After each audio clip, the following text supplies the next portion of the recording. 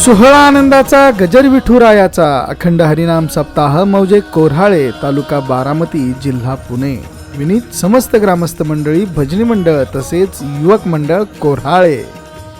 प्रेक्षेपण आपल्या आवडत्या मराठी हॉटस्पॉटवर. रात्रंदिवस घोकितो तुम्ही सावदासा, तुमच्या नगरीचा आम्हा नाही भरवसा. उजेड पडताना गळा पडेल फासा, उठा की जी मायबाप कशी लागली झोप. हुजूर जावोनिया एवढी चुकवाजी खेप. तुमच्या नगरीची नाही नांदणूक बरी, तुमच्या शेजेला दोन लोभिष्ट नारी. त्यांच्या योगी दुःखी नगरात भारी. उठा की जी मायबाप कशी लागली झोप. हुजूर जावोनिया एवढी चुकवाजी खेप. हिंडता देशांतरी 84 जग, अजूनी सापडला नाही नीट सुमार्ग. कोणते हित केले बापा आता तरी सांग. उठा की जी मायबाप कशी लागली झोप. हुजूर जावोनिया एवढी चुकवाजी खेप. जुन्या ठेवण्याचा पुर्जा तुम्ही काढा, तेने आधारे बोले नमी घडघडा. एका जनार्दनी धरा बळकट मेढा, चाकर हुजुराचा घेईन अवघा झाडा. उठा की जी मायबाप कशी लागली झोप. हुजूर जावोनिया एवढी चुकवाजी खेप. विठला विठला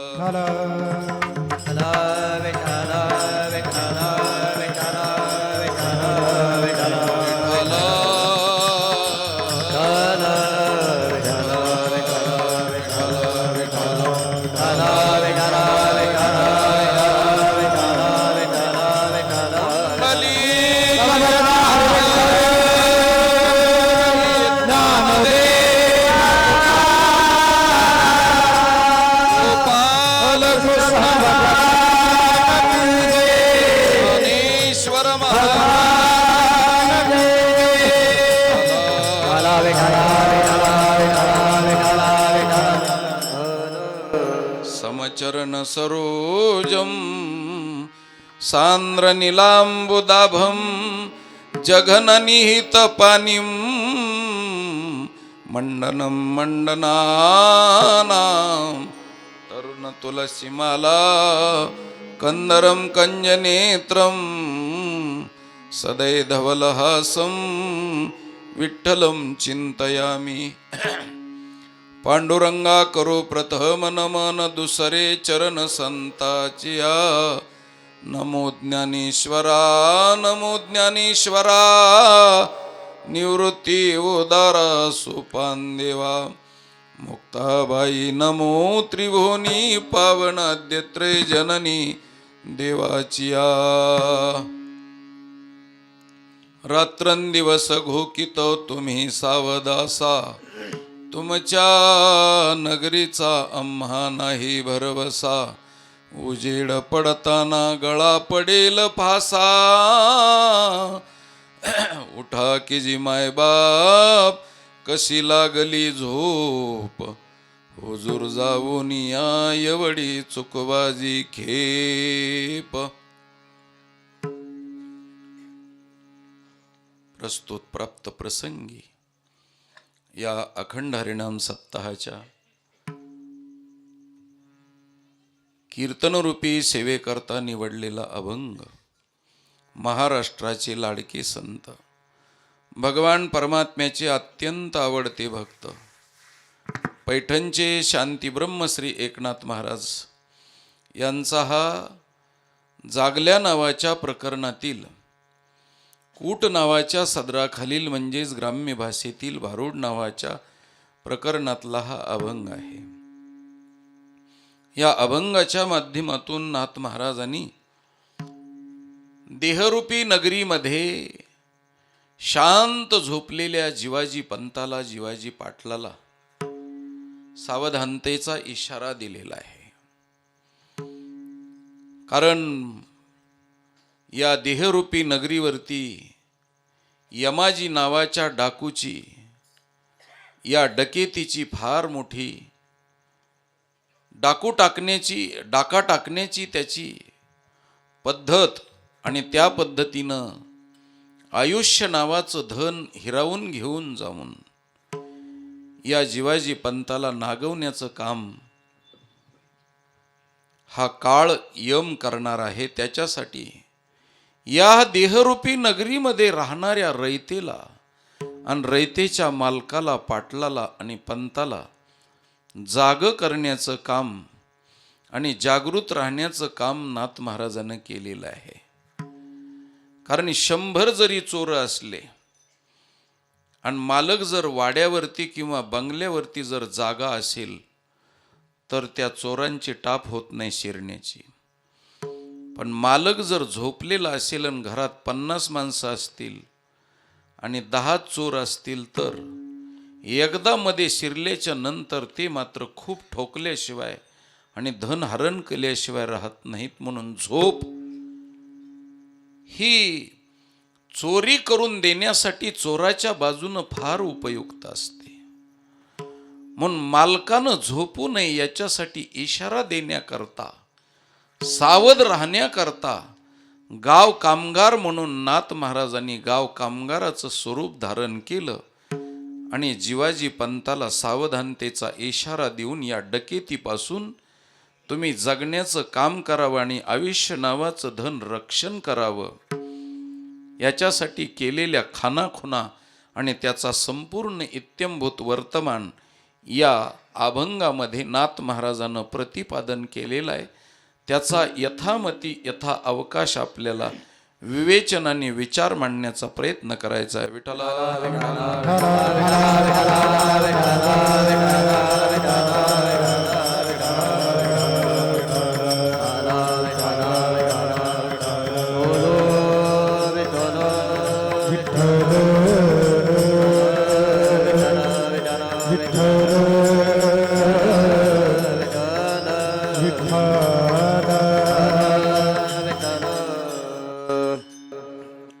सभा सकळ साधू संतांची, महामुनी विरक्त्यांची, पंडित पाठक ज्ञानी यांची या सकळा ते विनवनी, करा विठ्ठल स्मरण नामरूपी अनुसंधान.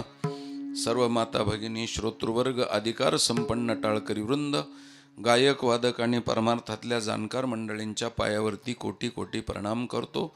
सहस्त्रशः प्रणिपात करतो, लोटांगण घालतो.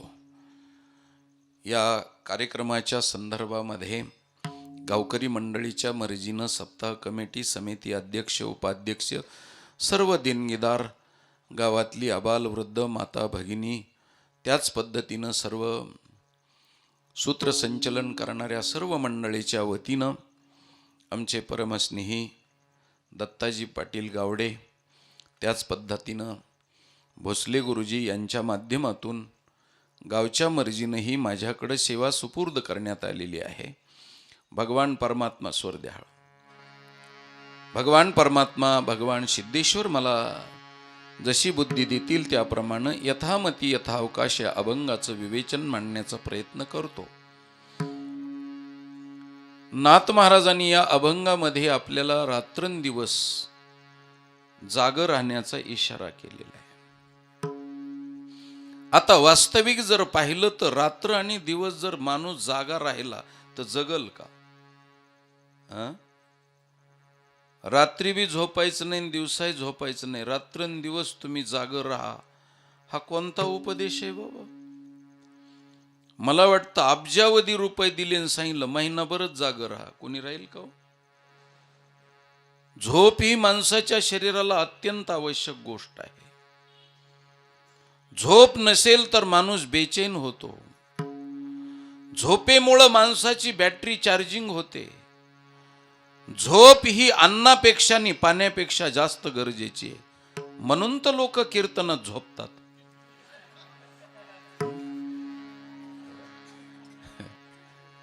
हो, लोक कीर्तनाला जास्त कशा करता येतात, तर काही नंतर जेवण्यासाठी येतात आणि काही झोपण्यासाठी येतात. पण झोप माणसाच्या जीवनात अत्यंत गरजेची आहे. झोपेशिवाय माणूस जगूच शकत नाही. मगाशी आमच्या सोळसकर दादाशी बोलताना मी सांगितलं, शरीराचा आणि आत्म्याचा किंवा शरीराचा आणि बाकीच्या शरीरातल्या संपूर्ण कार्यरत असलेल्या शक्तीचा झोप ही संबंध तोडते आणि आत्मस्वरूपामध्ये ती संबंध जोडते. म्हणून झोप ही सुषुप्ती ही ज्ञानोबरायनं तुर्या नावाच्या अवस्थेचं स्वरूप सांगितलेले. परमार्थ करायचा ती तुर्या नावाची अवस्था भोगण्यासाठी त्याच्या बरोबरीला आहे ती झोप आहे. म्हणून कदाचित मला असं वाटतं की झोप ही इंद्रियाविना आणि जगातल्या सगळ्या विषयाविना आणि भोगाविना आणि पदार्थाविना घेतलेली शांत सुखाची निद्रा म्हणजे एक प्रकारची अवस्था आहे. अवस्था आहे आणि आत्मस्वरूपातली अवस्था आहे. म्हणून माणूस जगतो ती नुसत्या झोपेच्या सुखावर जगतो महाराज. आणि झोप जर नसेल तर माणूस आत्महत्या सुद्धा करू शकतो. जगात सगळ्यात बेचैन. पाणी नाही मिळालं तर माणूस जगू शकेल, अन्न नाही मिळालं तरी जगू शकेल. पण जर 2 दिवस 3 दिवस झोप नाही मिळाली तर जगातले सगळे भोग लाथेनं तुडवतो आणि अगोदर झोप घेतो आणि डॉक्टरला सांगतो, डॉक्टर फक्त झोप येत नाही. तुमचा पाय जरी तुटलेला असला तरी तुटलेल्या पायाच्या वेदना जर तुम्हाला कमी करायच्या असतील तर जगाच्या पाठीवरलं सगळ्यात वेदनाशामक औषध झोप आहे. वेदनाशामक औषध जर कोणतं असेल तर झोप आहे. आणि झोपेमध्ये पाय तुटलेल्याचं सुद्धा भान राहत नाही. शरीरापासून पाय वेगळा झालाय पण झोपेमुळं तो शांत झोपला आणि त्याला माझा पाय तुटलेला आहे याचं सुद्धा भान नाही. म्हणे शरीराच्या दुःखाचा विसर करण्याकरता नव्हे, जगातल्या सगळ्या मानसिक आणि शरीरातल्या दुःखाचा विसर होण्याकरता झोप ही संयुक्तिक गोष्ट आहे. तसंच परमार्थ केल्यानंतर जी अवस्था प्राप्त होते, इहलोकातल्या सगळ्या भोगाविना मिळणारं सुख आणि त्या सुखाचा पूर्णपणे दुःखाचा विसर पाडण्याची शक्ती म्हणजे झोप आहे.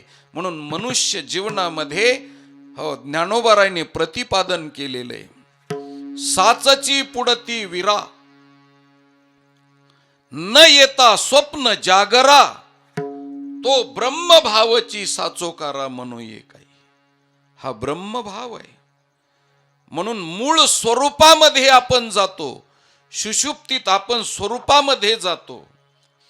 आणि मला असं विचारायचंय, शरीराच्या कोणत्या इंद्रियामुळं आपल्याला झोपेचं सुख मिळतं?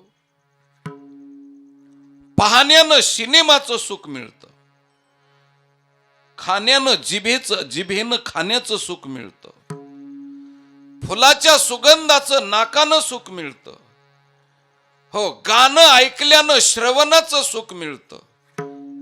याच्यापैकी झोपेचं सुख कोणत्या इंद्रियानं मिळतं?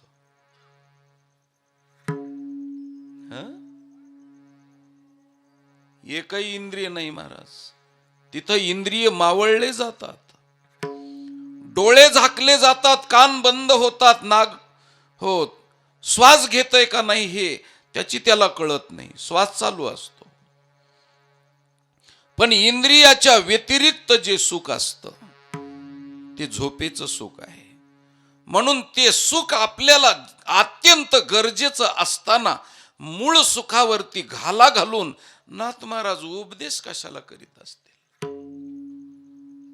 की रात्रंदिवस तुम्ही घोकितो तुम्ही सावध असा. स्वर्देश जा. विठाला विठाला विठाला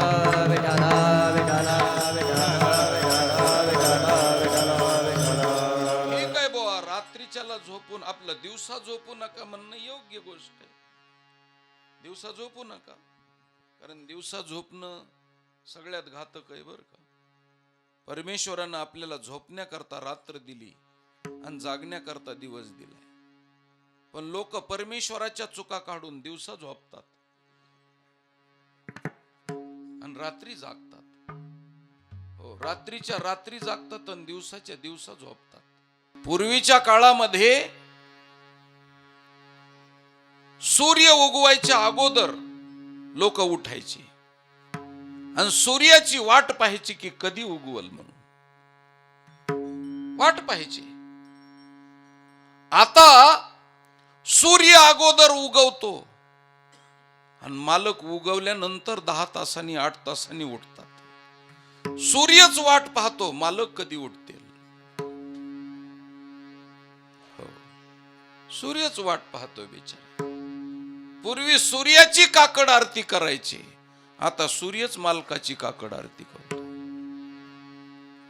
हो, आणि सूर्य सुद्धा त्याला सांगतो तुम्ही माझे वंशज असल्यामुळं उशिरा उठा. म्हणून जेवढे जेवढे उशिरा उठणारे माणसं आहेत त्यांना सूर्यवंशी म्हणत जात जावं. सूर्याच्या कुळातले. दिवसा झोपू नये, उशिरा उठू नये. उशिरा जर उठलं तर अनेक प्रकारचे परिणाम शरीरावर होतात.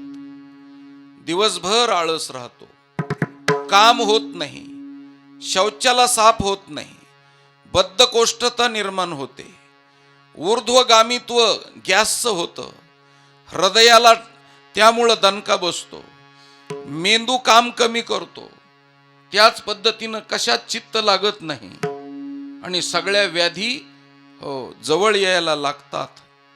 म्हणून उशिरा उठणारा माणूस त्याच्या चेहऱ्याकडे जर पाहिलं ना, 11 वाजता जर उठला ना पहाटच,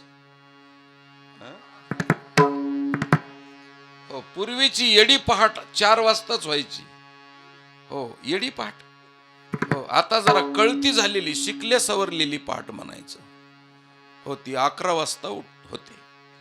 आणि 11 वाजता झालेल्या पहाटे उठलेल्या माणसाच्या चेहऱ्याकडे जर पाहिलं तर वाटतं चेहऱ्याचा फोटो काढून घ्यावा आणि काढलेला फोटो बैठकीत टांगावा, नाही तर खिशात ठेवावा आणि आपल्याला जेव्हा करमत नाही तेव्हा काढून बघावा. असा फार चेहरा प्रसन्न वाटतो. मधून मधूनच माणूस पुन्हा 11 वाजता उठलेला पुन्हा मधून मधून जांभळे देतो सारखा. त्याच्या चेहऱ्यावर डोळ्यात पाणी आलेलं, चेहरा काय प्रसन्न.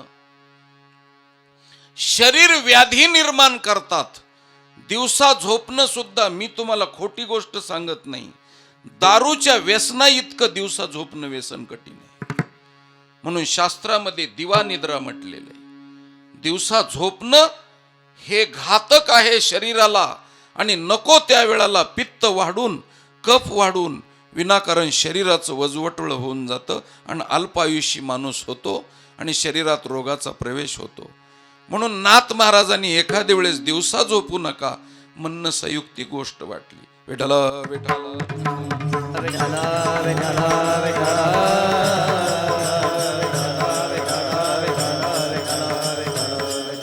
पण रात्री बी झोपू नका म्हणल्यानंतर माणूस जीवन जगेल का?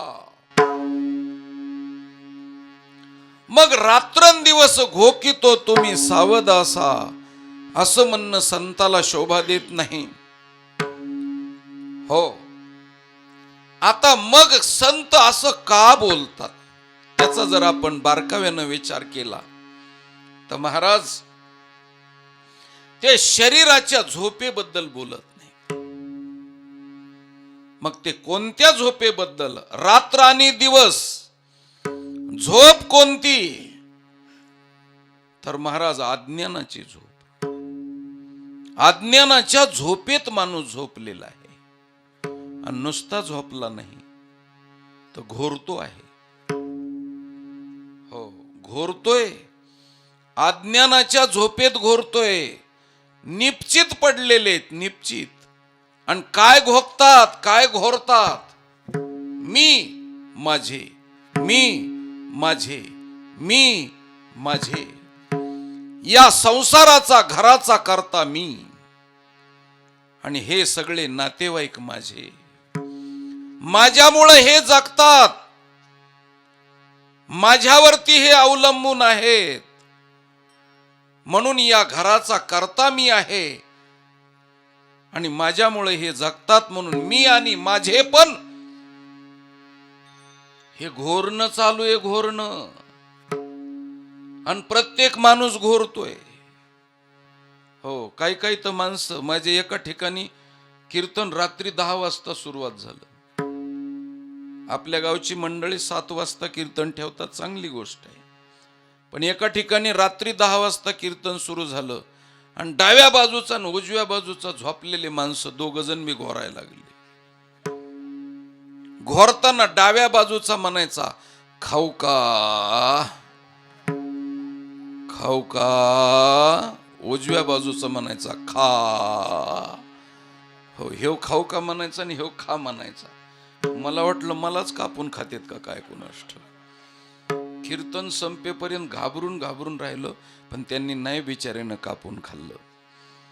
हो, घोरतात माणसं महाराज, खूप घोरतात. हो, कधी कधी पेटीचा स्वर कमी पडला तर त्यांच्या घोरण्याच्या स्वरावर मी निभावून घेत असतो असं.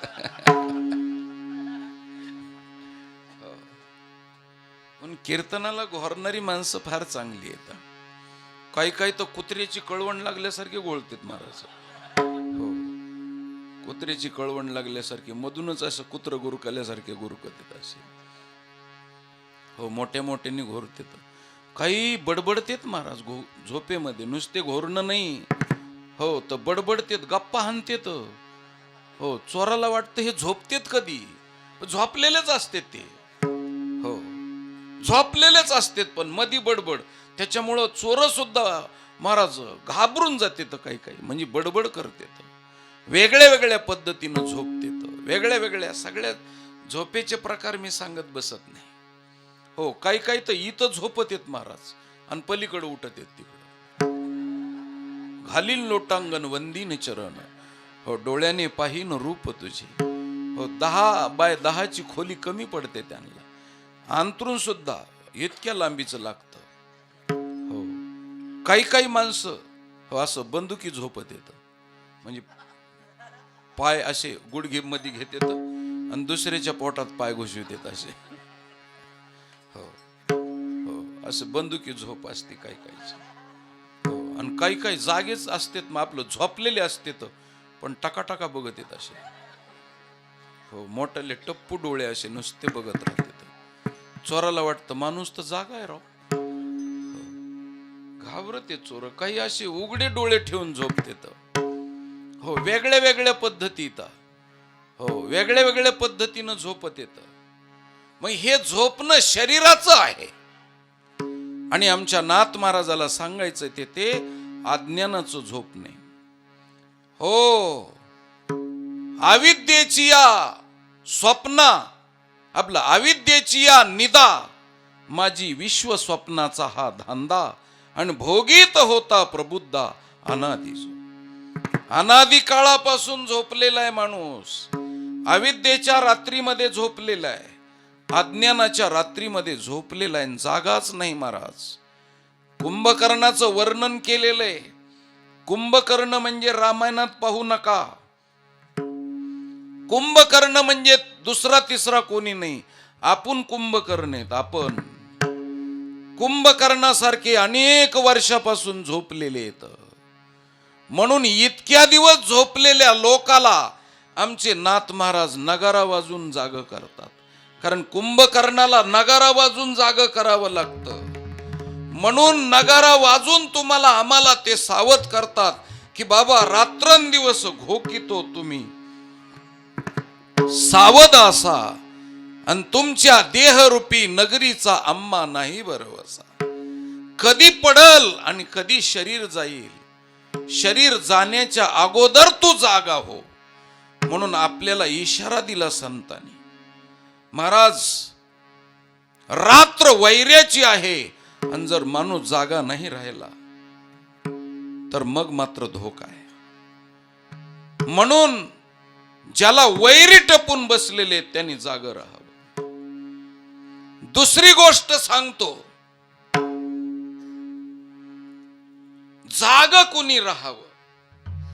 4 चाकाच्या गाडीवर बसलेल्या ड्रायव्हरनं झोपावं का? का जागावं?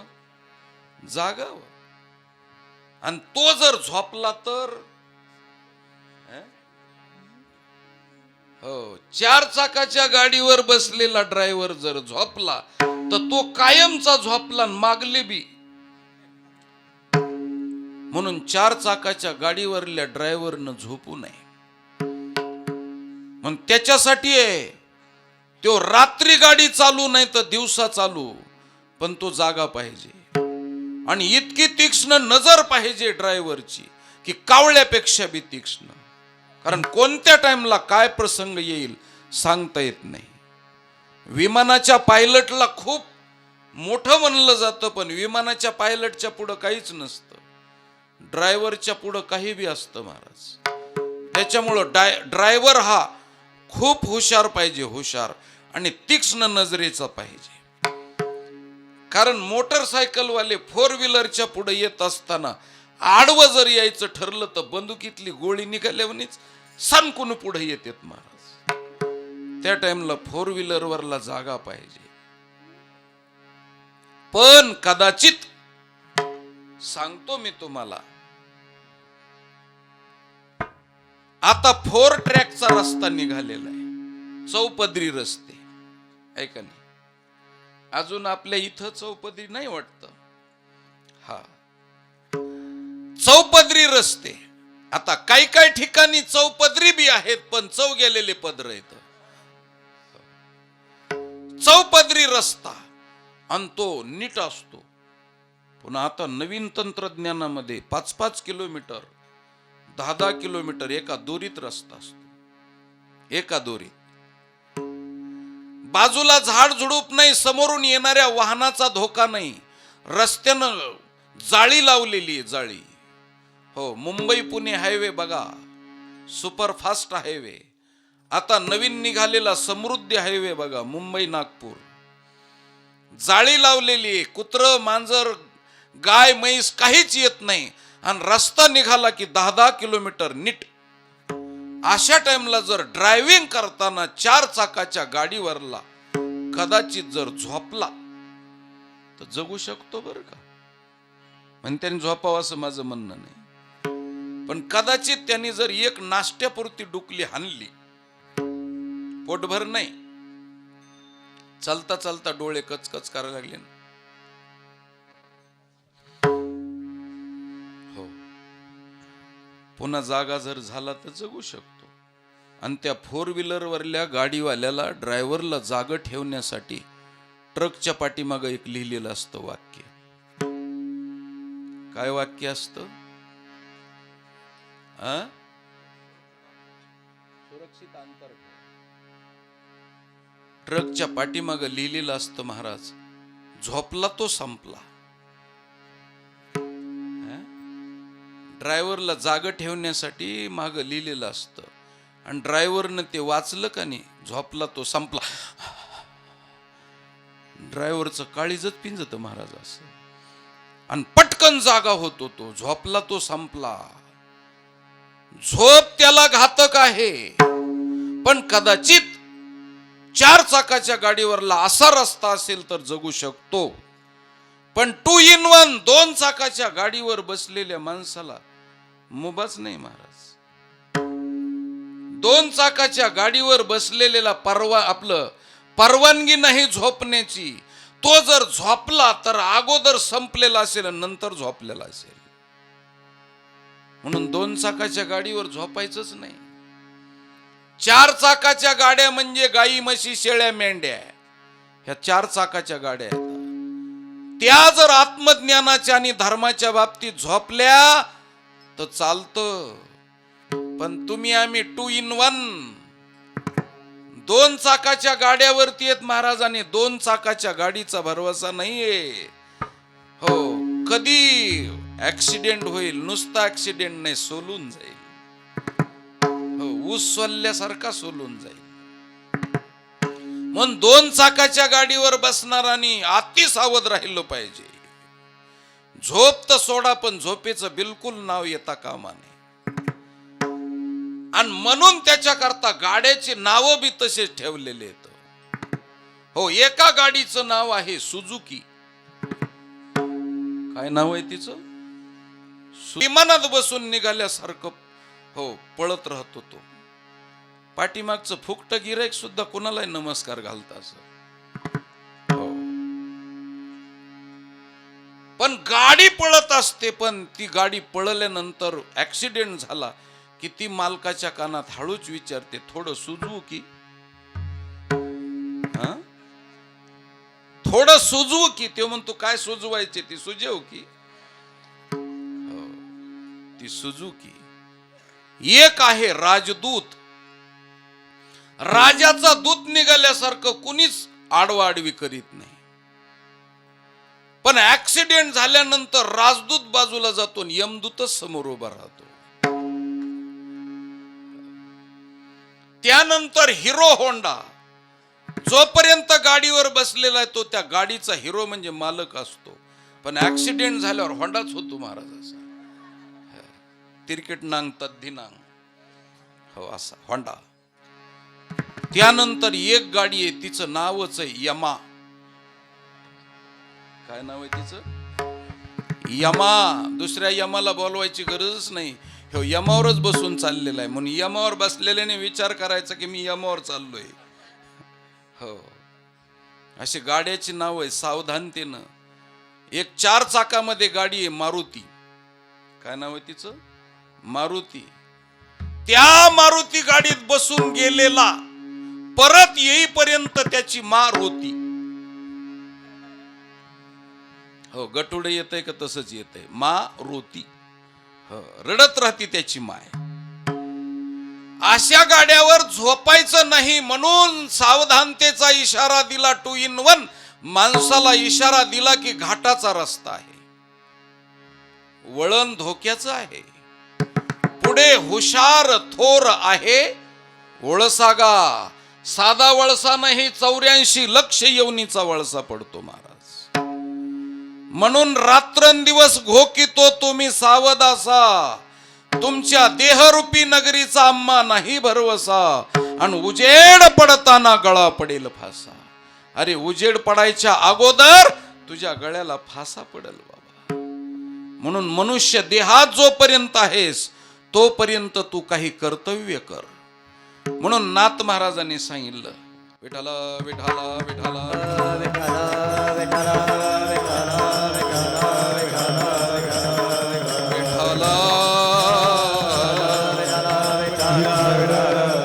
आता या देहरूपी नगरीमध्ये शिवाजी पंताला जाग ठेवण्यासाठी आमच्या साधू संतांनी वेगळे वेगळे रूप घेतले महाराज. रात्रीच्या टाइमला झोपलेले मालक. तुम्हाला सांगतो, कधी कधी छत्रपती शिवरायांच्या कारकिर्दीमध्ये अशा इशाऱ्यानं राज्य चालायचं, इशाऱ्यानं. आता तो विषय राहिलेला नाही. जर अचानक किल्ल्यावरती अचानक 1 लाख सैन्य आलेलं आहे, शाहिस्ते खानाचं 1 लाख सैन्य आलेलं आहे अफजल खानाचं, आणि त्याच्यावरती तुटून पडायचं जर असेल तर आपल्याकडं 1000-1200 मावळे येतं. मग यांच्यामध्ये इशारे व्हायचे, इशारे गावगाव जाऊन. मग एक भिक्षा मागणारा असायचा, भिक्षा मागणारा, भीक मागणारा, आणि तो घरोघर जायचा. एक वाटी असायची, त्या वाटीला त्यांनी फडकं बांधायचं आणि फडक्याच्या बाजूला ते हे धरायचं आणि त्याच्यात खडे टाकायचे, खडे. त्याला तुंबडी म्हणायचे, तुंबडी. आणि अशी तुंबडी वाजवायची आणि घरोघर जायचं आणि घरोघरच्या माणसाला इशारा करायचा, नाना तर नाना, बाजीराव नाना, देना तर देना और तुंबडी भर देना.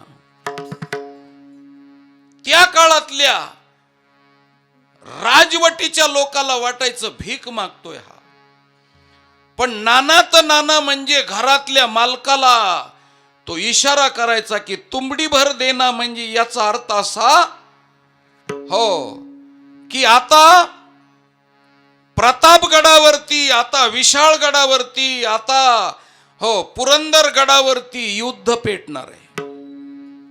आणि त्या युद्धाला त्यांनी नाव द्यायचं माझं लग्न आहे. नाना लग्नाला चला, तुम्ही लग्नाला चला, म्हणजे लढाईला चला, लढाईला.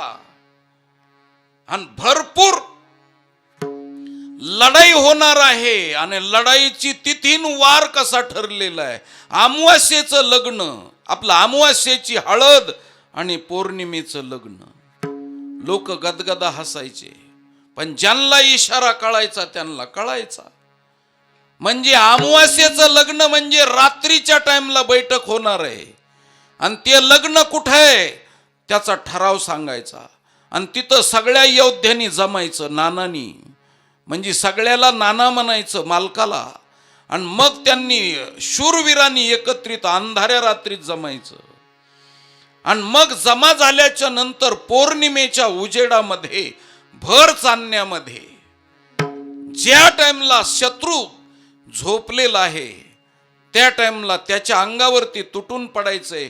पण तुटून पडण्याकरता कोण कोण पाहिजे, लेकरं बांधा खांबाला आणि कुत्रे घ्या काकाला. लेकरं खांबाला बांधायचे म्हणजे लेकराची काळजी करू नका, गावातल्या घरातल्या कामाधंद्याची काळजी करू नका, फक्त कुत्रे काकाला घ्या. म्हणजे कुत्रे जसे तुटून पडते सावजावरती वैदाचे भिल्लाचे, तसे तुटून पडणारं सैन्य पाहिजे. तुटून पडून माघारी लचका तोडून येणारे लोक घरातले पाहिजेत. असे माणसं चला, कुत्रे घ्या काकाला, लेकरं बांधा खांबाला, लग्नाला चला, माझ्या लग्नाला चला, असा इशारा देणारा, भीक मागणारा सांगायचा. आणि सगळ्या हो गावगाव फिरून मावळामध्ये सांगितल्यानंतर सगळे सावध व्हायचे. आणि कुठंच सैन्य जमवाजमवी नाहीये, कुठंच काही नाही, शांत झोपलेलं पाहून हो मुघल सल्तनत सगळी झोपी जायची शांत. आणि अचानक 12 वाजता हो पौर्णिमेच्या रात्रीला कुठून जमायचे, कारण पौर्णिमेच्या रात्रीला मशाली पेटवायची गरज नाही, बिना मशालीचं एकदम तुटून पडायचं. आणि गोंधळ सुरू झाल्यानंतर कोण कुणाला मारतंय त्याच्या अगोदर पसार होऊन जायचं. हे शिवाजी महाराजांच्या राज्यातली इशाऱ्यानं हो चालण्याची पद्धत होती. तसं पूर्वीच्या काळात गावावरती ज्या वेळेस संकट यायचं किंवा डाकू यायचा, त्यावेळेस त्या डाकूला तोंड देण्यासाठी म्हणून गावामध्ये काही भिक्षा मागणारे लोक असायचे. आणि गावातल्या मालकाला इशारा द्यायचे. गावाला तटबंदी असायची, तटबंदी. आणि वेशीवरती वेस्कर असायचा, वेस्कर. आणि 4 बाजूला 4 फार मोठमोठाल्या अशा हो उंच अशा दिवाण दिवडी बांधलेली असायची. त्या दिवडीवरती 4 जण बसायचे. आणि मग ते एकमेकाला इशारे करायचे, हुशार. इकडेनी म्हटलं की तिकडेनी म्हणायचं, तिकडेनी म्हटलं की इकडेनी म्हणायचं, रात्रभर जागे. आणि तशा अवस्थेमध्ये जर कुठं काही चाहूल असेल तर रात्रीच्या टाइमला एक मालकाला जाग करण्यासाठी आणि मालकाला दान मागण्यासाठी म्हणून एक भिक्षेकरी यायचा. पायामध्ये वाकडा जोडा, त्याच्यावरती पांढरं शुभ्र धोतर, एक शेरवानी, डोक्याला मंदिल बांधलेला, हातामध्ये कंदील आणि डाव्या हातामध्ये एक वाद्य असायचं. कुडकुड कुडकुड कुडकुड कुडकुड डुक डुक डुक डुक डुक डुक डुक डुक कुडकुड कुडकुड कुडकुड कुडकुड कुडकुड. कोण? शाबास. आता हे जुन्या लोकाला कळल, नव्या पोरांना नाही कळायचं महाराज. हो, पिंगळा नावाचा एक भिक्षेकरी यायचा.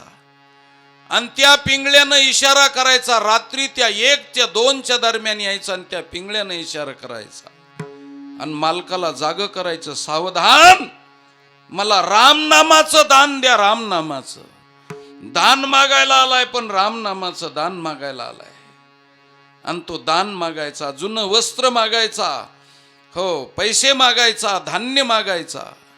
पिंगळा अजूनही या शरीर रूपी गावात या मारे आत्माराम पंथाला सावध ठेवण्यासाठी महाराज मृत्यूची चाहूल लागल्यानंतर यमाजीला स्वारी आल्याबरोबर त्याच्या पाऱ्याची योजना त्याच्या डोळ्यात केलेली असते. म्हणून पिंगळा नावाचा पक्षी झाडावर बसतो आणि तो आपल्याला इशारा करतो, इशारा.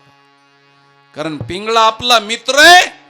तो पिंगळा काय म्हणतो, पिंगळा महाद्वारी बोली बोलतो देखा, वरचाळीच्या नो दादा सावध ऐका, गाव हा पाचाचा त्याशी भूलू नका, डुग डुग डुग डुग डुग रे दादा डुगोनी गेले 4 युग, चिलबिल चिलबिल किलबिल किलबिल पिंगळा महाद्वारी बोली बोलतो देखा. हो, त्याची तळमळ होते महाराज पिंगळ्याची. इकडं जीव चाललेला आहे प्राण्याचा आणि मग तो हे पक्षी पिंगळा काय आणि तो पिंगळा काय आपल्याला इशारा करतो आणि एकच दान मानतो. कोणतं दान मागतो, राम राम स्मरा आहे.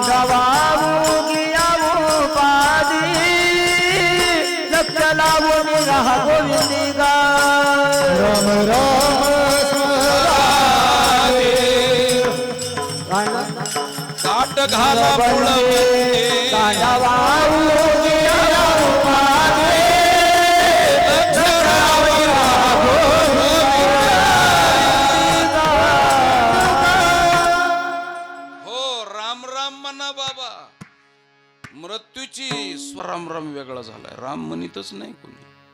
हो, ज्याच्या त्याच्या जातीचे एक एक पकडायचं आणि त्याच्या नावानं सुरू करायचं. रामाला आता फारकतच झाली महाराज, कारण राम कोणाच्याच जातीचा नाही.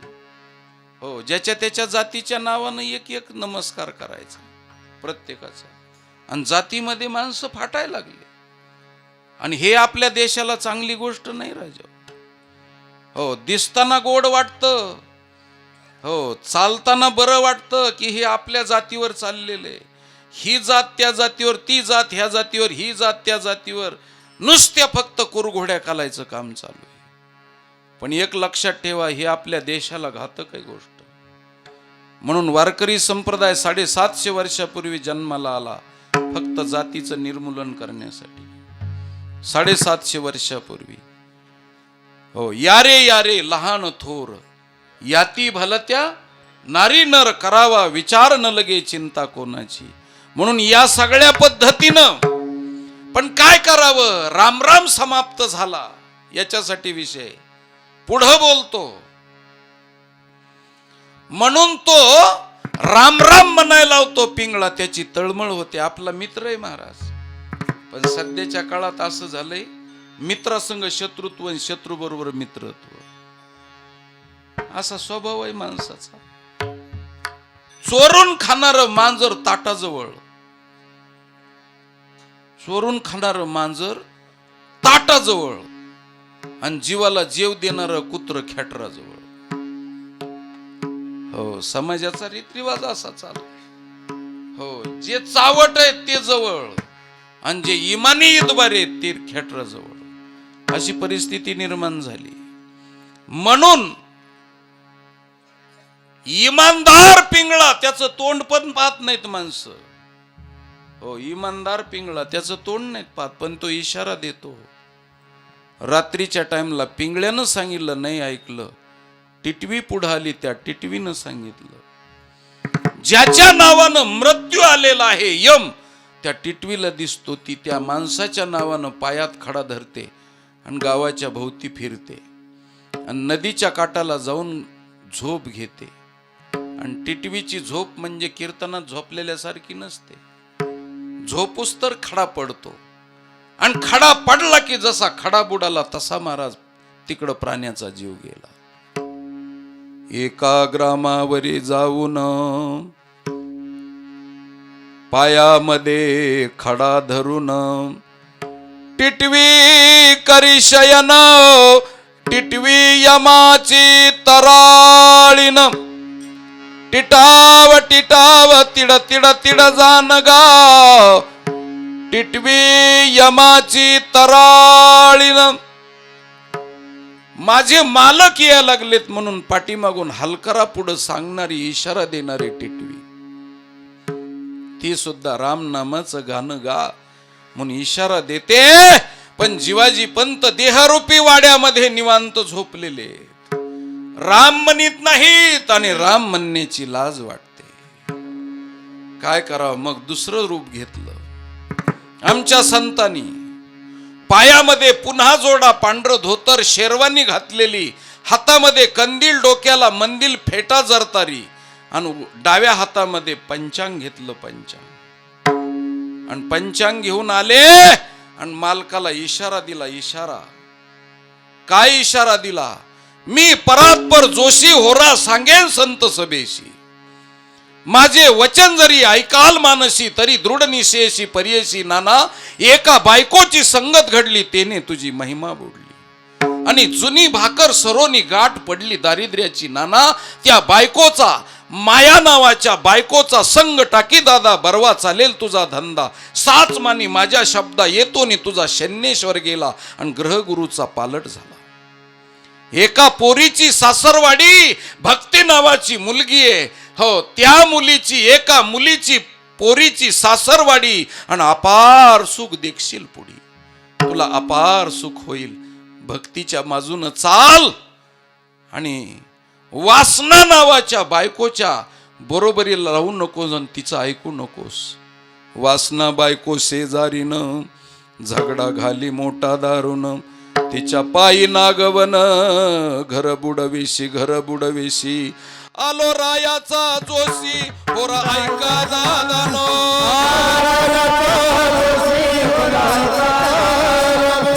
आलो रायाचा जोशी होरा ऐका दादानो, आलो रायाचा जोशी होरा ऐका दादानो, ऐका दादानो, ऐका दादानो, आलो रायाचा जोशी होरा ऐका दादानो, आलो रायाचा जोशी होरा ऐका दादानो, आलो रायाचा जोशी होरा ऐका दादानो, आलो रायाचा जोशी होरा ऐका दादानो. जोशानं सांगितलं, नाही ऐकलं परात्पर जोशानं. मग वासुदेवाचं रूप धारण केलं. म्हणून पूर्वीच्या काळातले वासुदेव पहाटे 4 ते 6 यायचे बरं का. आताचे दुपारच्याला निघत येत. हो, महाराज वासुदेवानं 4 ते 6 दरम्यानच यावं, दुसऱ्या टाइमला यायचं नाही. मी वासुदेव तत्वता कळो येईल विचारिता, आहे ठाऊक साभागी या संता. या पद्धतीनं महाराज वासुदेव येतो. एका हातात टाळ, एका हातात चिपळी, आणि सुंदर तऱ्हेचं भजन करतो महाराज. हो, खूप मोठं भजन आहे वासुदेवाचं, तुम्हाला सांगत बसत नाही. 4 पर्यंत, 4 ते 6 पर्यंत तरी मालक जागे झाले नाहीत. मग 6 वाजता पांगुळाचं रूप धारण केलं. पांगुळ नावाची जात आहे. तो पांगुळ गावातल्या झाडाच्या उंच शेंड्यावरती जायचा आणि गावातल्या लोकाला त्यांनी हाक मारायची, मायबाप हो, मी पांगुळ आपल्या गावामध्ये आलेलोय. तुमचे लेकर बाळ जगवण्यासाठी तुमची जशी इच्छा आहे तसे माझे लेकर बाळ जगवण्यासाठी माझी तुमच्याकडे अपेक्षा आहे मायबाप. मला माझ्या जात पंचायतीनं कुणाच्या दारात जायची मुभा दिलेली नाहीये, म्हणून झाडाच्या बुंध्याला मी चादर पसरलेली आहे. ज्यांना टाकायचा पायलीनी माल आणून माझ्या पदरामध्ये टाका मायबाप. तुमच्याशिवाय मला कोण आहे आणि तुम्हीच मला जगवाल. म्हणून त्या जात पंचायतीने त्याला भीक मागायची, लोकाच्या दारात जाऊन नाही, झाडाच्या बुंध्याला. आणि त्या पांगळ्याने हाक मारायची, मायबाप पायलीनं माल टाका. आमच्या नाथ महाराजांनी, साधू संतांनी महाराज पांगुळाचं रूप धारण केलं. 6 वाजता आरोळी मारली. पांगुळ झालो देवा नाही हात ना पाय,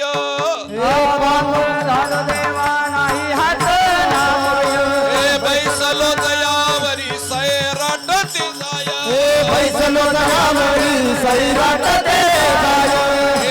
कुंभकाठी कुंड धरणी न पाहे,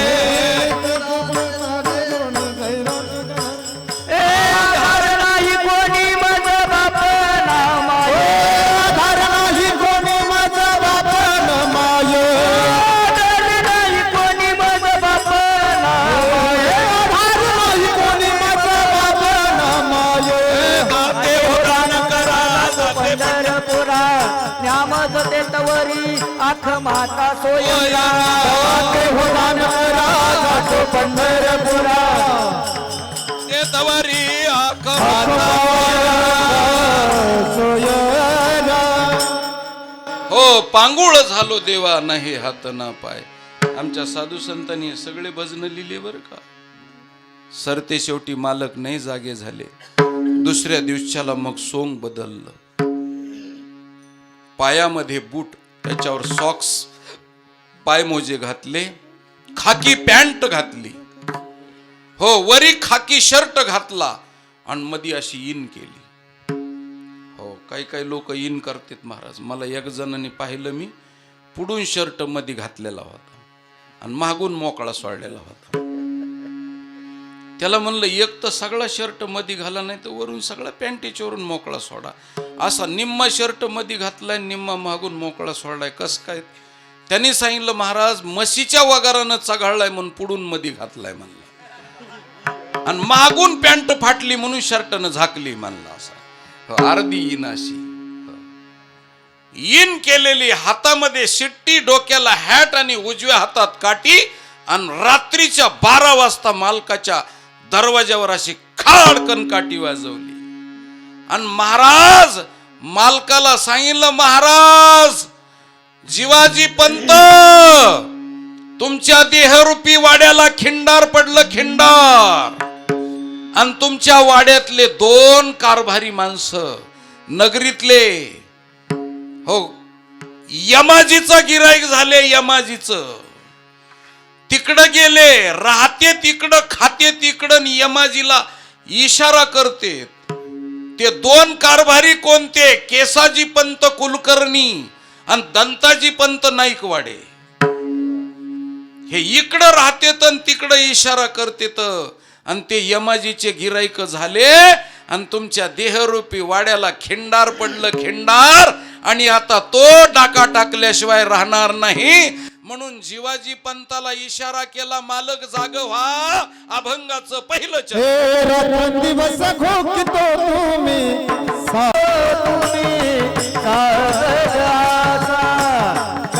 दिवस घोकितो तुम्ही सावध तुमचा नगरीचा नाही भरवसा तुमच्या नगरीचा मान नाही भरवसा तुमच्या नगरीचा मान नाही भरवसा तुमच्या नगरीचा मान नाही भरवसा उजड पडता लागला पडल भासा उजड पडता लागला पडल भासा उजड पडता लागला पडल भासा उजड पडता लागला पडल भासा बाकीची माय बाप कशी लागली झोप शाबास उठाची माय बाप कशी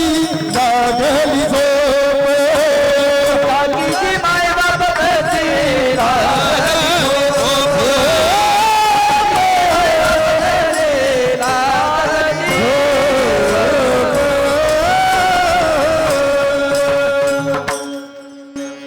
हो रात्रंदिवस घोकितो तुम्ही सावध असा तुमच्या देहरूपी नगरीचा आम्हा नाही भरवसा हो कधीच भरवसा सांगता येत नाही महाराज हो क्षणभंगुर हे हो न जाय न कळता आणि ग्रासगिळी सत्ता हाती नाही महाराज हो पडून जाईल कलेवर कधी महाराज माशी पाक पाकडी तव हे हो चालता बोलता गेले महाराज कोरोनात लोक आहे का नाही जवळची माणसं मोठमोठाले गेले सोडून गेले भरवसा नाही महाराज आपला बी हो म्हणून मसनवाट्यात जायचं ती एवढ्याच गोष्टीसाठी जायचं त्याला पेटवायसाठी नाही तो जसा मेलाय तसा आपण बी मरणार आहेत हे शिकायसाठी जायचं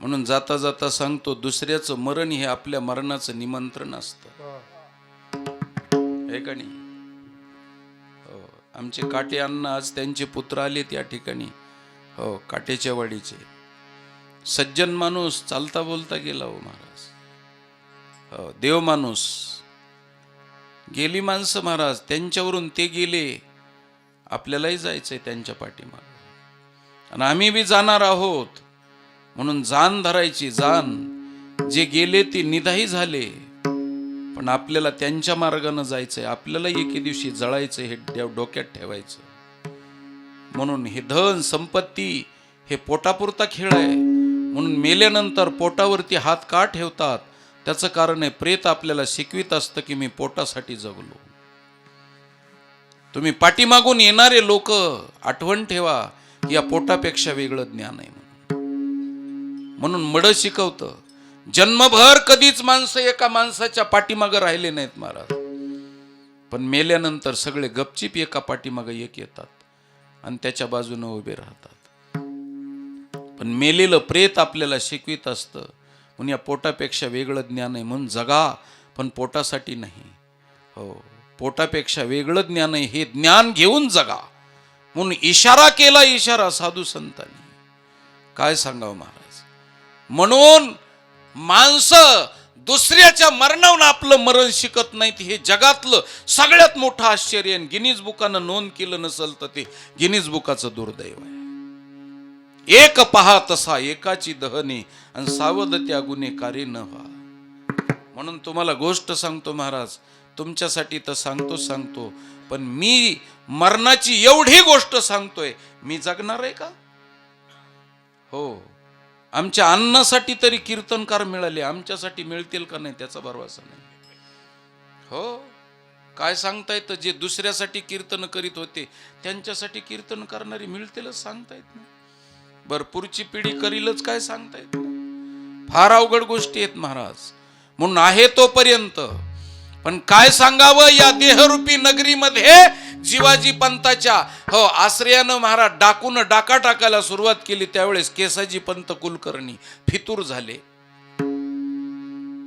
हो केस इतके लबाड आहेत महाराज इतके लबाड आहेत हो आणि त्यातले त्यात दाढी मिशीचे केस तर फार उशिरा येतात आणि उशिरा येऊन आईट दाखवतात हो उशिरा येणारे आईटच दाखवित असते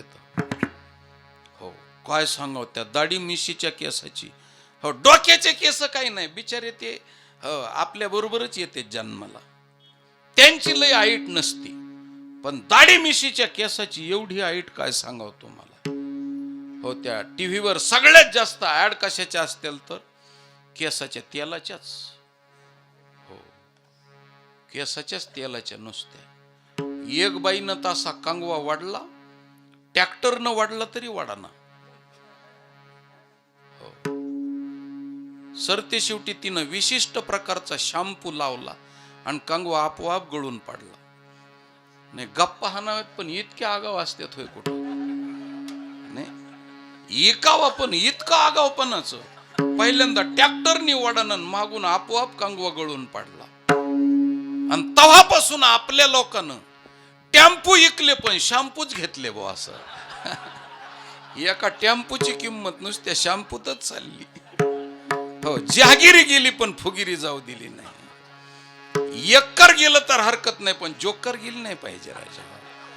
हो, असं आहे आपल्या लोकांचं. दरवाजा मोकळा मोरीला बोळा, फार कठीण कार्यक्रम आहे. केसाच्या इतक्या निगा काय सांगायचं तुम्हाला. हो, आता नवीन पोहरायने तर एक नवीनच कट काढलाय. जुने आम्हाला फक्त एकच कट माहिती, गांधी कट, नुसता सरनळ असा मोकळा. हो, घोळलं की तसा आता राहिला नाही महाराज. आता नवीन पोहरायचा तुम्ही त्या कडब्याच्या गंजी असतात ना, हो, निम्म्यापर्यंत अशा सरळ असतात अशा. हो, आणि त्याच्यावरी असं छप्पर शाकारल्यासारखं असं सरड्या काढलेला असा. हो, काय त्या लेकराकडे पाहिल्यावर अशी आनंद वाटतो. हो, वाटतं त्याचं ध्यान करावा. सुंदर ते ध्यान उभे विटेवरी आणि करकटेवरी ठेवून या. हो, त्याच्याकडे पाहिल्यानंतर फार काळीज भरून येतं, असं अंतकरण शुद्धीच होते महाराज ते. हो, असे वेगळे वेगळे. हो, आणि आता पुरुषाची स्त्रियाची तर चढावडच लागली केसाच्या बाबतीत. पण केस एवढे लबाड आहेत की महाराज, हो, येताना काळे जाताना पांढरे. हो, यमाजीचं गिराईक झालं. पांढरा झाला केस म्हणजे यमाजीचं गिराईक झालं. हो, राजा दशरथाने एक केस पांढरा झाला तर पोराच्या हातात राज्य दिलं. हो, एकच दाढीचा केस पांढरा झाला की राज्य पोराच्या हातात देऊन टाकलं रामाच्या. आमचे पांढरे होऊन तांबडे होते तरी पोराच्या हातात किल्ल्या नाहीत महाराज. हो, बर तिजोरीचे आसनात का, पण जनावराच्या फाकटाचे बी किल्ले कमरालाच महाराज त्याच्या. हो, घळालांग म्हशीचा डोन्या निघाल्यासारखा असा. हो, मी तरी म्हणलं हिंदू धर्मात करदुडा कशामुळे बांधतात ते असं.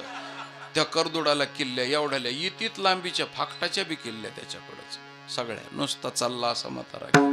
हो, मेल्यानंतरच तिरडीवर झोपल्यानंतरच किल्ल्या काढून घ्यावा लागतात आणि ते बी लोकांच्या ध्यानात नसतात. काही महिला मंडळीला मागून मोठ्याने रडून सांगावं लागतं,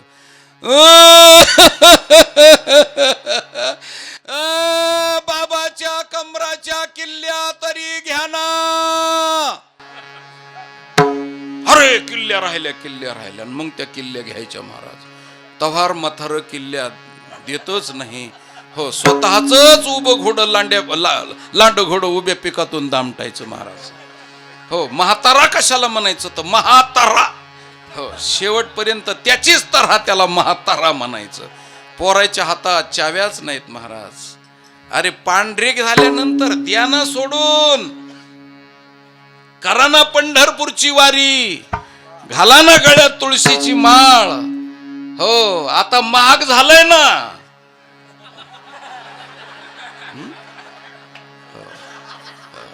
दात पडायला लागलेत ना, आता चावत नाही ना, द्या ना सोडून. हो, पण नाही महाराज. हो, दात गेले तरी ढिले पडत नाहीत महाराज. दात गेले तरी बी आणि केस सगळे पिकले तरी बी पोराच्या हातात देत नाहीत. हो, अशी पुरुषाची महिला मंडळीची चढावड लागली महाराज. हो, पुरुषाचे केस वेगळे. पूर्वीच्या काळामध्ये महाराज महिला आमच्या ज्यावेळेस नीट भांग पाडायच्या त्या टाइमला पुरुष असे डाव्या बाजूला पाडायचे. पण पुरुष बेटे लबाड त्यांनी असा हेप्पीच्या काळात मधीच आणला असा भांग. हो, मागल्या 30-40 वर्षापूर्वी असा मधी भांग आणला, इकडून निम्मे केस आणि इकडून निम्मे केस. महिला मंडळीला वाटलं ह्यांनी आपल्या मतदारसंघात अर्ज भरला तर आपण त्यांच्या भरू की मग असा. हो, मग त्यांनी असा वाकडा केला. हो, पुरुष बेटे लबाड. आता पुरुषांनी तर तुम्हाला सांगतो भांगच ठेवला नाही, नुसते पाठीमागं केस टाकायला सुरुवात केली. हो, त्याला मिथून कट म्हणतात असं, कारण इथून तिथून एकच असतो म्हणून त्याला मिथून असं म्हणायचं महाराज. हो, त्यांनी असे पाठीमागं केस टाकायला सुरुवात केल्यावर महिला मंडळीनं तर त्याच्यावर PhDच केली महाराज. हो, मग त्यांनी असा आडवा पडून पुढच्या झेपुट्या अशा लोंबायला सुरुवात केली, जणू चिमण्याचे खोपे लोंबत येत असे.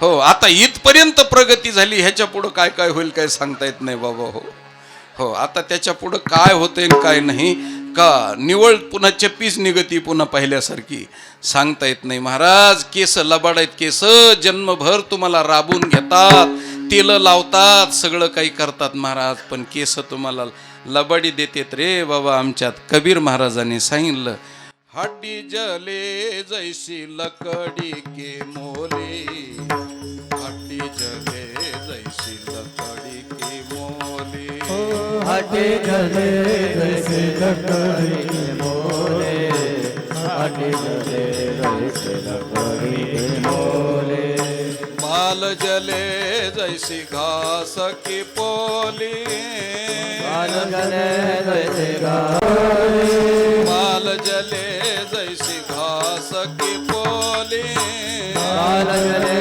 जैसे घास की पोली, इस तन धन की कौन बराई, इस तन धन की कौन बराई, इस तन धन की कौन बराई, इस तन धन की बराई. आई सतन धन के कौन बजाई, सतन धन के कौन बजाई, सतन धन के कौन बजाई, सतन धन के कौन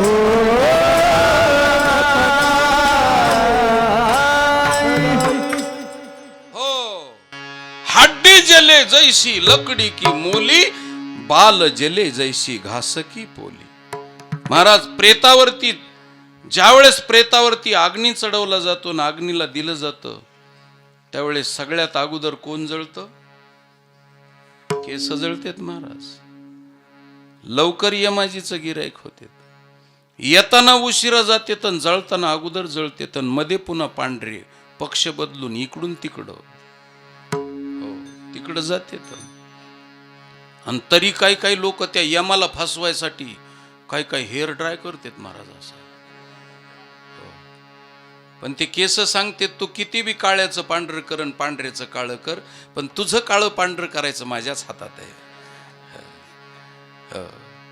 असे ते केस सांगतात महाराज. हो, मी आळंदीमध्ये शिकायला होतो त्या टाइमला लोकांच्या मिशाकडं पाहायचो मी. ते काही काही लोक, मिशावाले लोक महाराज कधी बी असा हात फिरवत येत असं. हो. ज्याला मिशा आहेत ते आता हल्लीच्या काळात काही मिशा राखीत नाही ते लोक. मिशावाले लोक मिशावर ताव देतात. हो, बघून घेन रे, बघून घेन तुला. पण आता ज्यांना मिशा नाही ते कालरवर ताव हाणतात. हो, बघून घेईन. आणि ज्यांना कालर बी नाही ते झिपऱ्यावर ताव हाणतात, बघून घेईन असं. आता इतक्या लांब पुरुषत्व गेल्यावर किती अवघड झालं महाराज. म्हणून मी आळंदीला असताना एका माणसाच्या मिशा, असा कोकणातला माणूस होता, विंचवाच्या नांगीसारख्याच अशा मिशा होत्या. आणि मलाही असं वाटायचं त्याच्या मिशा पाहून मलाही मिशा यावात. म्हणून मी जेव्हा जेव्हा देवाच्या दर्शनाला जायचो तेव्हा तेव्हा देवाला म्हणायचो, देवा मिशा येऊ दे. आणि आल्या ना मिशा, आणि मग मी अशा पिळवायचो, पण त्या जोपर्यंत हाताला पिळे तोपर्यंत राहायचे. हात सोडला की ते तरपडा धरपडा करून जशाल तसेच केस. हो, ते पिळच पडत नसं. मग पुन्हा 4-6 वर्षांनी त्या माणसाची भेट झाल्यावर त्याला विचारलं, काका तुमच्या मिशाच्या आकड्याचं काही नवलच आहे भाऊ, अशा सारखे वरीच राहतात असे. विंचवाच्या नांगीसारखे. काय कारण आहे?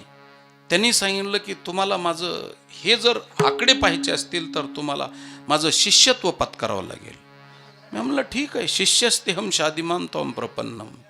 हो, तुमचा शिष्य व्हायला तयार आहे. ते म्हणले पण माणसात सांगत नाही गुरुमंत्र. मग तुका म्हणे आम्हा एकांताचा वास. आणि मग आम्ही एकांतात गेलो. मग त्यांनी मला सांगायला सुरुवात केली, माझ्या मिशाचे आकडे असे का राहतात तर सकाळी उठल्या उठल्यामध्ये मी नाकामध्ये बोट घालतो आणि वल्या बोटानं मिशा फिरतो म्हणले अशा. हो, मला उशिरा कळलं की ह्याच्या थोबाडावर माशा कशामुळे बसतात म्हणून महाराज.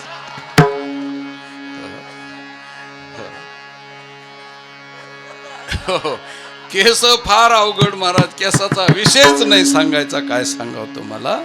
आणि हे राहते तिकडं, खाते तिकडं आणि गुणगान गाते ती यमाजीचं महाराज. म्हणून हे फितूर झालेले त्यांच्यावर भरवसा ठेवू नका. पण केसाजी पंत कुलकर्णी यमाजीचं गिराईक झाले. गावातलं वाड्यातलं इत्यंभूत वर्तमान त्यांनी सांगितलं. जीवाजी पंत काय करते, त्यांची रोजनिशी काय आहे. हो, अंकार पंत काय करतात. हो, त्या सगळ्या पद्धतीनं केसापासून, कारण सगळा केसाला इताला माहिती ना, शरीरापासून सगळा इताला माहिती आहे. आणि शरीराची इत्तंभूत माहिती त्यांनी सांगितली. केस ना केस माहिती सांगितली. मग त्याच्यानंतर केसाच्या नंतर दुसरे आले दंताजी नाईकवाडे. मग हे तर काय सांगावं तुम्हाला, हे बी उशिरा येतात महाराज, जन्मल्यानंतर उशिरा. आणि एवढे मोठाले की जन्मभर लोकाला तोडायचंच काम करतात, नुसतं चावायचंच काम करतात, तोडायचंच काम करतात. आणि एवढं तोडायचं काम करून बी तुम्हाला सांगतो, बिचारे येताना बी तकलीफ. आता त्या लहान लेकराला सांगता येत नाही म्हणून किती तकलीफ होते महाराज. दात येताना केवढी तकलीफ आहे लेकराला माहिती आहे, आमच्या माता भगिनीला. हो, येताना बी तकलीफ आणि जाताना बी तकलीफ. हो, खालून एक राहावा आणि वरून एक राहावा. चावायचं जर झालं तर महाराज चावताच येत नाही. हो, त्याला धक्का लागला की महाराज अंगारच होती. ज्याचे दात पडले त्यांना माहिती आहे. हो, खालच्या पार्टीला एक आणि वरच्या पार्टीचं हे दोनच राहिलेले असे. हो, त्यांचं बी पुन्हा असं एकमेकावर नाही, असे एकमेकावर. हे इकडच्या गटात आणि हे इकडच्या गटात असे. हो, आणि मग महाराज जन्मभर तोडायचं काम करते. आणि जन्मभर तोडायचं काम केल्याच्या नंतर, हो, एकदा निघून गेल्याच्या नंतर त्यांची अवस्था काय सांगायची. त्या बिचाऱ्या जिबीला दम निघत नाही. तिला वाटतं माझे भाऊ होते तवार कुणालाही दात दाखवित होते मी. हो, कुणालाही दात दाखव, हसायचं ठरलं तरी दात पुढं करायचे. हो, एखाद्याला म्हणायचं बुक्की टाकीन आणि दातच घशात घालीन. हो, पण कुणालाच दात देत नव्हता तो असा. जोपर्यंत नीट होतं तोपर्यंत. एकदा दात पडल्याच्या नंतर महाराज ते नुसतं दंताळवाडी ओस पडली, नुसतं बोळकं झालं की त्या जिबेला वाटतं माझे भाऊ परत येतात का काय कुणास ठाऊक. म्हणून ती सारखी खिडकीतून डोकावून बघती. हो, ज्याचे दात पडले त्याची जीभ दमच खात नाही महाराज. शेळीनं बोरीचा पाला पाहिल्यासारखा. हो, बोरीचा पाला पाहिल्यावर शेळी कशी महाराज जिबळ्या चाटती, हो तसेच जिबळ्या चाटी देत्या. आणि त्यांना विश्वास नाही आहेत का कशी दात ते चापून बघत. हो, सारखं ते मळणी यंत्राची चाळणी सारखी चालूच असते, खालून वरी वरून खाली. तुम्ही ज्याचे दात पडले त्यांचं बघा, अशी तशीच चाळणी चालू असते सारखी. आणि मग दात पडल्यानंतर खायचं म्हणजे या देहरूपी वाड्याचे दगडच्या दगड मोठमोठाले चिरेबंदी महाराज हे सगळे हो खाली ढासळतेत. आणि एकदा दात पडल्यावर खाण्याची काय सवय महाराज, नुसतं घोटाळायचं. खडी सिमेंट वाळू, हो खडी सिमेंट वाळू घोटाळायचं आणि मुक्काम पोस्ट कोऱ्हाळे. हो, नुसतं ढकलायचं मधी.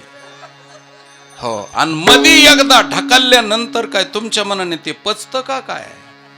रात्री त्या 2 वाजताच अवकाळी पावसाला सुरुवात. ढगाचा गडगडाट आणि विजाचा कडकडाट होतो महाराज. हो, ताशी 80 किलोमीटर वेगानं वादळ सुटतं. असं शेजारच्या माझा माणसाला खूप धोका, उडून जाण्याची शक्यता. आणि मग दम नाही निघाला हो, डबा घेईपर्यंत तर खोबा मोडायची पाळी महाराज. गेला आणि तिथं गेल्यानंतर काय दम खातो का काय म्हणता हो. धिरधिरकात घेन दिन घेन तगड दहा तगड दहा तगड दहा तगड दहा तगड दहा तगड दहा. समीवर तर मोकळाच होतो महाराज असा हो. 15 फुटाचा फोक असा संत.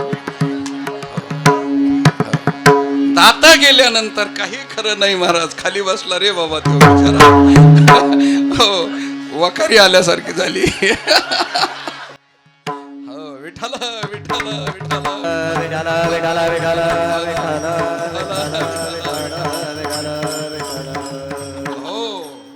सांगण्याचं तात्पर्य महाराज, दात आणि केस हे लबाड आहेत, लबाड.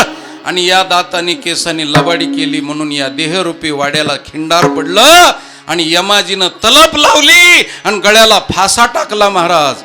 मग आमच्या साधू संतांनी सांगितलं, नाही त्या यमासी करुणा, नाही त्या यमासी करुणा, बाहेर काढी कुडी जाना, बाहेर काढी कुडी जाना.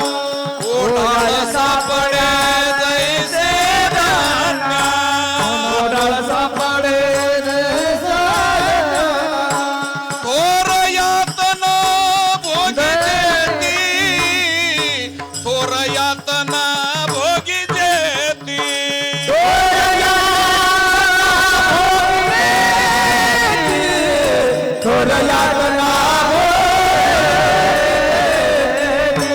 हो, नाही त्या यमा फासा टाकतो महाराज. अमेरिकेच्या एका शास्त्रज्ञानं महाराज मरणाऱ्या माणसाचा फोटो काढला आणि पॉवरफुल कॅमेऱ्यातून काढला. त्यावेळेस ब्रह्मरंध्राच्या ठिकाणी टाळूच्या माध्यमातून एक धुरासारखी आकृती बाहेर पडली, सूक्ष्म शरीर. आणि जसं काळ्या आपण एक्सरे काढल्यानंतर त्याच्यावर हाडाचा फोटो येतो तसा फोटो आला. आणि त्या फोटोमध्ये गळ्याला कुणीतरी दोर टाकलेला आणि वडतंय असं दिसलं. त्यावेळेस अमेरिकेच्या शास्त्रज्ञानं सांगितलं की महाराष्ट्रातल्या संताचं आणि हिंदू धर्माचं तत्वज्ञान जिवंत आहे, जिवंत. मेलेल्या माणसाला फासा घालून कसं वडलं जातं हे तत्वज्ञान सांगणारा महाराष्ट्रातला धर्म आहे आणि वारकरी संप्रदाय आहे हो. गळ्याला फासा पडाल हो मारिती तोडी ती झोडी ती निष्ठुर, मारिती तोडी ती झोडी ती निष्ठुर.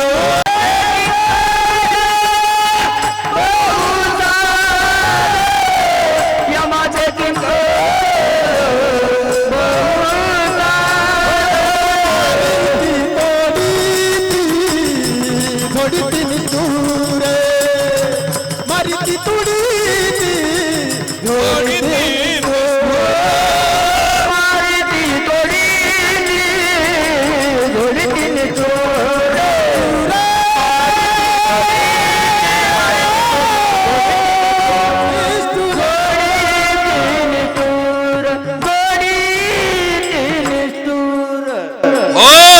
म्हणून जागतिक लेवलला महाराष्ट्रातल्या वारकरी संप्रदायाच्या तत्वज्ञानाचा बोलबाला झाला महाराज.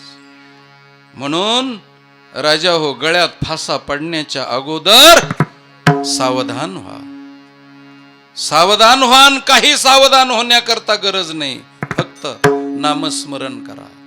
एवढा साधू संतांनी दान मागितलं आणि एवढाच इशारा मागितला महाराज.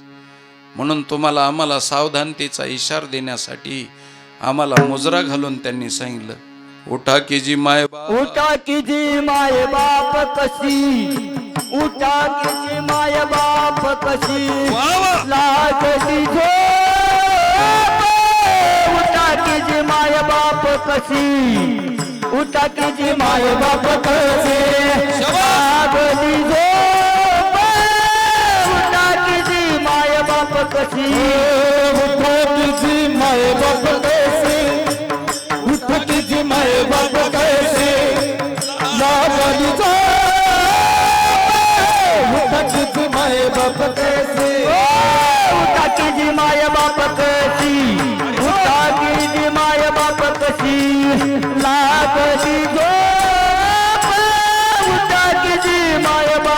कशी तुझी माय बाप कैसे उठा तुझी माय बाप कैसे लागली झोप उठा तुझी माय बाप कैसे उदूर जाणवलिया एवढी चुकवी देखे जाणवलिया कैसे चुकवावी खेप उदूर जाणवलिया एवढी चुकवी देखे जाणवलिया कैसे चुकवावी खेप उठांगे माय बापाची लागली झोप उठाकी जे माय बापाची उठाकी जे माय बापाची लागली उठा की जे माय बाप उठा तुझी माय बाप कैसे उठा तुझी माय बाप कैसे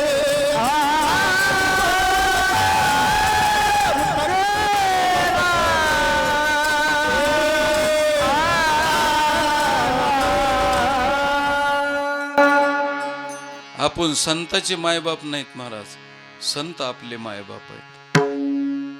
पण संताच्या ठिकाणी नम्रता किती आहे.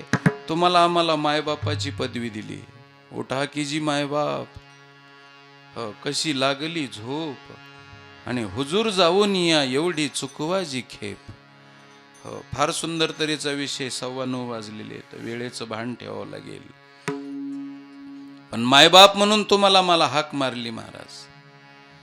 कधी कधी एखाद्या वेळेस एखादी आई लेकरू जर वाह्यात निघालं तर त्या लेकराच्या पाठीवरून हात फिरवती, तोंडावरून हात फिरवती, आलापाला घेतीन. बाबा बाबा म्हणती महाराज ती. हो बाबा माझ्या राजा, हो ऐक माय, नीट ऐक माझं. अरे तू कोणत्या खानदानीचा आहेस, तुझ्या बापाचं काय वजन आहे, आजोबा पंजोबा काय करून गेले, आणि तू असा येड्यासारखा रस्त्याच्या कडेला पडायला लागलास. म्हणून ती कधी कधी बाबा म्हणते. आता तिचे बाबा नसतो तो. कधी कधी माय म्हणते, माझं ऐक माय. हो माय म्हणते, तिची माय नसतो तो. पण तिला सांगावं लागतं, ही त्यांची मायबाप असून त्याला मायबाप म्हणावं लागतं. महाराज माझ्या कृष्ण भगवान परमात्म्याने खोड्या केल्या, तर यशोदा मैयानं त्याला बाबा म्हणून हाक मारली. खोड्या नको करू माझ्या बाबा, माझ्या बाबा खोड्या करू नकोस माय. म्हणून जशी विनंती केली तशी आमच्या संत पायावर डोकं ठेवून सांगतात, सकळाच्या पाया माझे दंडवत, आपुलाले चित्त शुद्ध करा. हो मी तुमच्या पायावर दंडवत घालतो, पण तुमचं चित्त शुद्ध करून रामनाम घ्या माय बाप. पुन्हा हा मागुता हा जन्म पावशी, हे तो न घडे रे सायाशी. म्हणून पुन्हा जन्म पावेशील असा भरवसा नाही, 84 लक्ष योनीचा फेरा पडेल. आणि एवढी जन्म मरणाची खेप तू चुकव, एवढी खेप चुकव, मी तुझ्या पायावर पडतो. आणि मनुष्य जन्म वायाला घालू नकोस म्हणून इशारा देऊन आम्हाला मायबाप म्हणतात, आणि दोनदा जी म्हणतात महाराज. उठा की जी मायबाप कशी लागली झोप, हुजूर जावून या एवढी चुकवा जी खेप. हो जी का म्हणायचं, तर जी म्हणजे तुम्हाला आम्हाला आदरवाचक. आणि आदरवाचक का, तर हे जिवाजी पंताला सांगायचंय. जिवाजी पंत मोठ्याचं लेकरू आहे महाराज, मोठ्याचं लेकरू आहे जिवाजी पंत. कुणाचं, ममई वंशो जीवलोके जीवभूत सनातन. हो परब्रह्म परमात्म्याचा अंश आहे जीव. म्हणून मोठ्याचं लेकरू असल्यामुळं मोठ्याच्या लेकराला मालक म्हणावं लागतं, मोठ्याच्या लेकराला जी म्हणावं लागतं. म्हणून संत महाराज जिवाजी पंताला जी म्हणतात, तुम्हाला आम्हाला जी म्हणतात. हो पूर्वीच्या काळात जी म्हणण्याची पद्धत होती, आता राहिली नाही महाराज. हो शिक्षकानं हाक मारली विद्यार्थ्याला की त्यांनी जी म्हणायचं. आणि गुरुजी मध्ये सुद्धा जी, हे गुरुजीला गुरुजी का म्हणायचं, तर जी हा आदरवाचक शब्द होता. मुळातच गुरु हा शब्द मोठा आहे, लघु नाही, जो लहान नाही. जगातला सगळ्यात मोठा शब्द कोणता असेल तर गुरु. आणि त्या गुरुला पुन्हा जी लागलं, गुरुजी.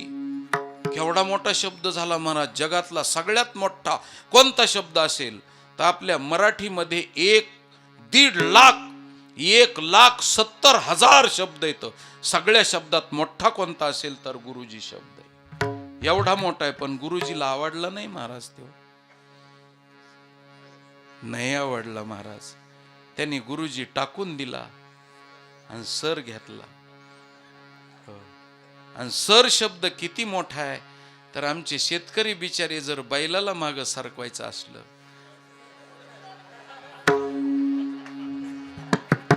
तर सर म्हणतात आणि ते बैल मागं सरकतात. त्यावेळेस हे सर शब्द इतका मोठा शब्द आहे महाराज, इतका मोठा आहे. गुरुजी आवडला नाही आणि सर शब्द आवडला. खूप चांगली गोष्ट आहे.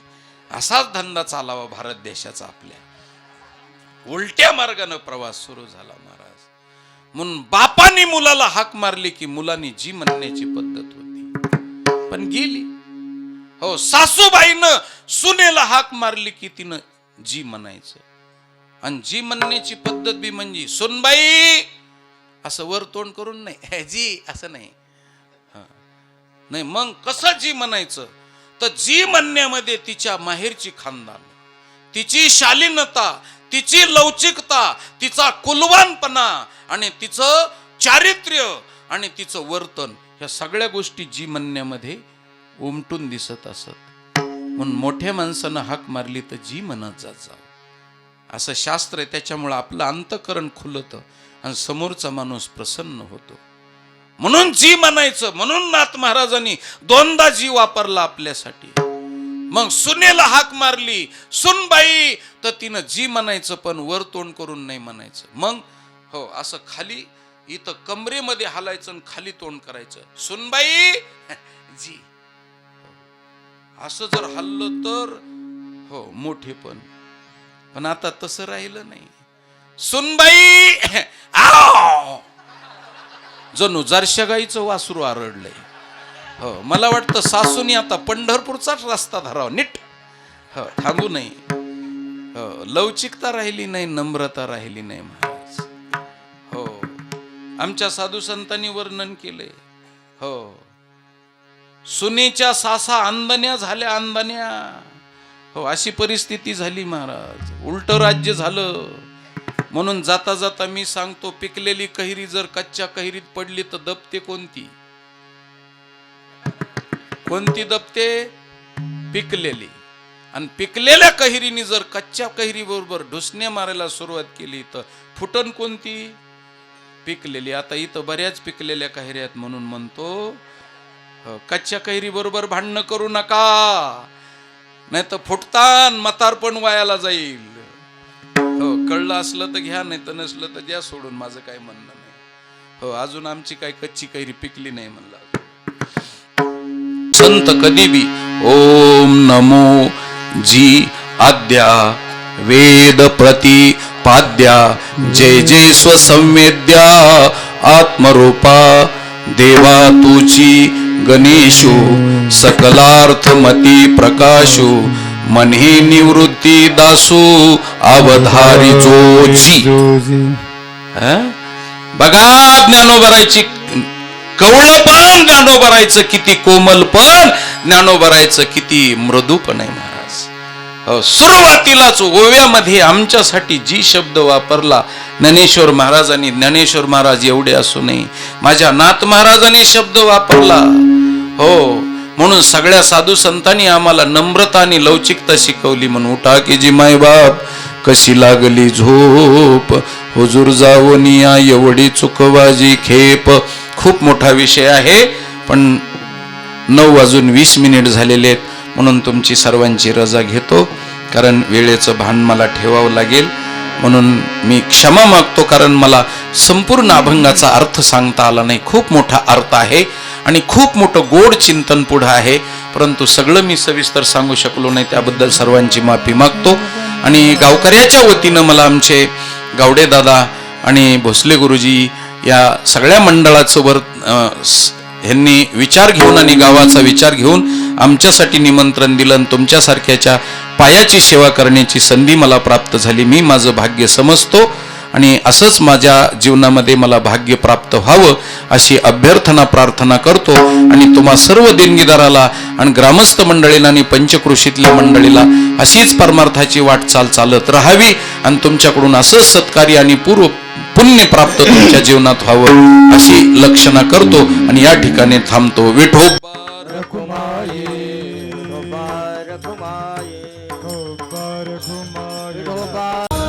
सोहळा आनंदाचा गजर विठुरायाचा अखंड हरिनाम सप्ताह मौजे कोऱ्हाळे तालुका बारामती जिल्हा पुणे. विनीत समस्त ग्रामस्थ मंडळी, भजनी मंडळ तसेच युवक मंडळ कोऱ्हाळे. प्रेक्षेपण आपल्या आवडत्या मराठी हॉटस्पॉटवर.